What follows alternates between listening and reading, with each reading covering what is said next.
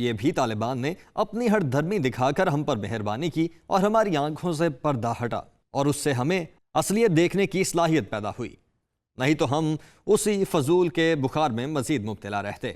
خود سے ہماری آنکھیں نہ کھلتیں، لیکن طالبان نے ایسے حالات پیدا کیے کہ ہم اپنی نادانی کی کیفیت سے نکلنے پر مجبور ہو گئے۔ 1978 سے لے کر 2023 تک کتنے سال بنتے ہیں؟ پورے 45 سال ہم اس افغان بخار میں مبتلا رہے ہیں اور اب جا کر جان چھوٹنے کی شروعات ہو رہی ہیں۔ حالانکہ اب بھی شک گزرتا ہے کہ اس نئے عزم پر ہم قائم رہ سکتے ہیں یا نہیں۔ یہ جو ہماری نئی پالیسی ہے کہ غیر ملکی تارکین وطن 31 اکتوبر تک یہاں سے چلے جائیں، اس کی زد میں زیادہ تر تو افغان باشندے ہی آئیں گے، کیونکہ زیادہ تعداد انہی کی ہے اور ہمارے لیے درد سر بھی یہی بنے ہوئے ہیں۔ ان کو ہماری مہمان نوازی راس نہ آئی، تمام دروازے ان کے لیے کھول دیے گئے تھے، اور جہاں کچھ افغان باشندے کیمپوں میں تھے، بہت سارے ایسے تھے جو پورے ملک میں پھیل گئے۔ بہتوں نے یہاں حق حلال کی روزی کمائی، لیکن افسوس سے کہنا پڑتا ہے کہ بہت سے افغان باشندے غیر قانونی سرگرمیوں میں بھی ملوث رہے۔ افغان طالبان میں کچھ سمجھ ہوتی تو پاکستان کے ساتھ معاملات سلجھا کے رکھتے، لیکن امریکی وہاں سے کیا نکلے؟ طالبان حکام ایک عجیب گھمنڈ کا شکار ہو گئے کہ ہم جو چاہیں کر سکتے ہیں۔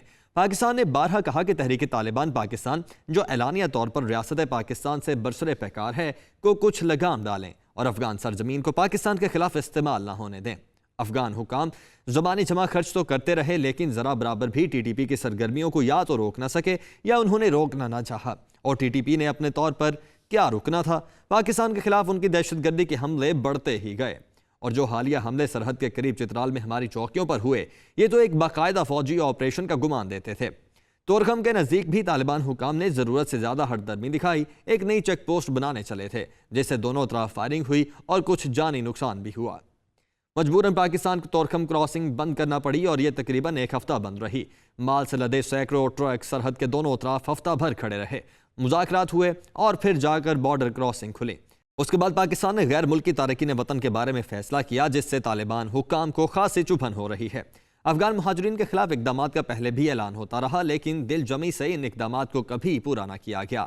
عام پاکستانی دعا ہی کر سکتے ہیں کہ اس بار حکومت اپنے فیصلے پر قائم رہے اور غیر ضروری لچک کا مظاہرہ نہ کرے۔ یہاں لاتوں کے بھوت والی بات ہے، افغانستان کے ہمارے برادر عزیز اور کوئی زبان سمجھتے نہیں۔ یہ درست ہے کہ روسیوں کو جانا پڑا، پھر امریکیوں کو بھی جانا پڑا۔ یہ تو باہر کے لوگ تھے جنہوں نے افغانستان میں قدم رکھا، جبکہ افغان تاریخ کا انہیں کوئی ادراک ہوتا تو ایسا نہ کرتے۔ لیکن ہم تو یہیں کے رہنے والے ہیں، افغان نہ صحیح افغانستان کے ہمسایہ تو ہیں اور صدیوں سے ہمسایہ رہے ہیں، وہ ہمیں جانتے ہیں، ہمیں ان سے واقفیت ہے۔ ایک دوسرے کو خواہ مخواہ کی اکڑ تو نہیں دکھانی چاہیے۔ افغانوں نے وہیں رہنا ہے، اور یہ دھرتی جیسی بھی ہے، جیسے بھی اس کے مسائل ہیں، ہم نے بھی یہیں رہنا ہے۔ باہمی میل جول سے رہیں تو زیادہ بہتر ہے۔ افغانستان کو کوئی سمندری راستہ نہیں، جو کچھ وہ منگواتے ہیں زیادہ تر پاکستانی راستوں سے ہی وہاں پہنچتا ہے۔ آپس کی دشمنی سے نہ افغانوں کو کچھ حاصل ہوگا نہ ہمیں۔ جنرل ضیاء الحق کو گئے ایک مدت ہو گئی ہے، اب انہی کو سنا اچھا نہیں لگتا، لیکن اس افغان بخار کی ابتدا جنرل ضیاء الحق سے شروع ہوتی ہے۔ افغانستان کی سرحد جتنی ہم سے لگتی ہے، تقریباً اتنی ہی ایران کے ساتھ ہے۔ روسی فوج جب افغانستان آئی تو افغان پناہ گزین ایران بھی گئے تھے، لیکن ایرانیوں نے انہیں وہ کھلی چھٹی نہیں دی جو اپنا فریضہ سمجھ کر ہم نے دی۔ افغان یہاں آئے تو ہم نے انہیں کھلا چھوڑ دیا۔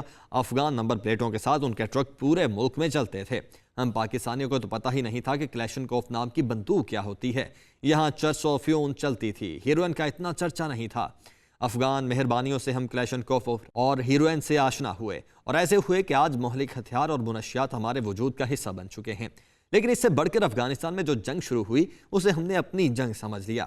امریکیوں کو تو ایک موقع چاہیے تھا روسیوں کو ہزیمت پہنچانے کا۔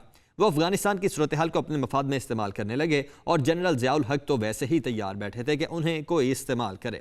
روسیوں سے تو امریکیوں نے حساب برابر کرنا تھا، یہ ویتنام کا بدلہ لینا تھا۔ ہماری روس سے دشمنی کون سی تھی؟ لیکن ایک نام نہاد جہاد کو ہم نے اپنے گلے لگا لیا۔ امریکی ہتھیار آئے تو ہمارے ذریعے ہی افغان جنگجو تنظیموں کو وہ پہنچتے تھے، پیسے بھی آنے لگے، ڈالروں کی بھرمار ہوئی، اور ہمارے سعودی برادروں نے اعلان فرمایا کہ ہر ڈالر کے برابر وہ ریال دیں گے۔ جنرل ضیاء الحق اور ان کے رفقا سمجھ بیٹھے کہ وہ بڑے سیانے ہیں۔ پیسے اور اسلحہ آیا تو ان کے لیے بھی آسانیاں پیدا ہوئیں، لیکن اس نام نہاد جہاد کی وجہ سے پاکستان کی حیات بدل کر رہ گئی۔ ملک میں لا قانونیت اور دہشت گردی کا اضافہ ہوا، فرقہ واریت بڑھ گئی، اور منشیات کا استعمال اس معاشرے میں عام ہو گیا۔ افغانستان کے مسائل ہمارے مسائل بن گئے۔ روسی انخلاء کے بعد امریکہ نے افغانستان سے اپنے ہاتھ دھو لیے، لیکن ہم افغانستان کے مسائل میں پھنسے رہے۔ روسی انخلا کے بعد افغان جنگجو تنظیمیں آپس میں لڑنے لگیں۔ افغانستان میں ایسی شورش پیدا ہوئی جو تھمنے کا نام نہیں لے رہی تھی۔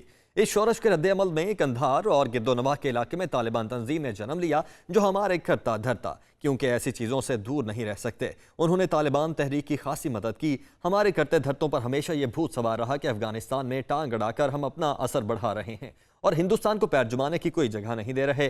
سرے سے یہ سوچ غلط تھی۔ افغانوں کو جب تک ہماری ضرورت تھی ہماری طرف دیکھا، لیکن قومیں خواہ کسی کے زیر اثر نہیں آ جاتی، اور یہ تو ماننا پڑے گا کہ افغان آزاد منش قسم کے لوگ ہیں۔ انہوں نے کسی کا بھی اثر قبول نہیں کیا۔ ہمارا کیا کرنا تھا؟ لیکن ہمارے اکابرین ملت سے کون پوچھے؟ وہ یہی سمجھتے رہے کہ افغانستان میں وہ اسٹریٹجک گہرائی حاصل کر رہے ہیں۔ آج ہمیں اس اسٹریٹجک گہرائی کی کچھ نہ کچھ سمجھ آ رہی ہے، لیکن یہ سبق سمجھنے میں 45 سال لگے ہیں۔ بہرحال یہی کہیں گے، دیر آیت درست آیت۔ بین الاقوامی رشتوں میں دوستیاں نہیں ہوتی، باہمی مفاد ہوتا ہے۔ ہمارا اور افغانستان کا باہمی مفاد اس میں ہے کہ ہمارے نارمل تعلقات ہوں، تجارت ہو، آنا جانا ہو، جہاں ایک دوسرے کے لیے آسانیاں پیدا کر سکیں۔ برادرانہ تعلقات محض ایک اصطلاح ہے، اصل میں اس کی کوئی حقیقت نہیں۔ ایک زمانے میں پاکستانی سیر سپاٹے کے لیے کابل جایا کرتے تھے، آج کل وہاں سیر سپاٹے کے لیے کس نے جانا ہے؟ وہاں طالبان بیٹھے ہیں، اور ماشاءاللہ پاکستان میں بھی کافی طالبانائزیشن ہو چکی ہے۔ بس ٹھیک تعلقات ہونے چاہیے۔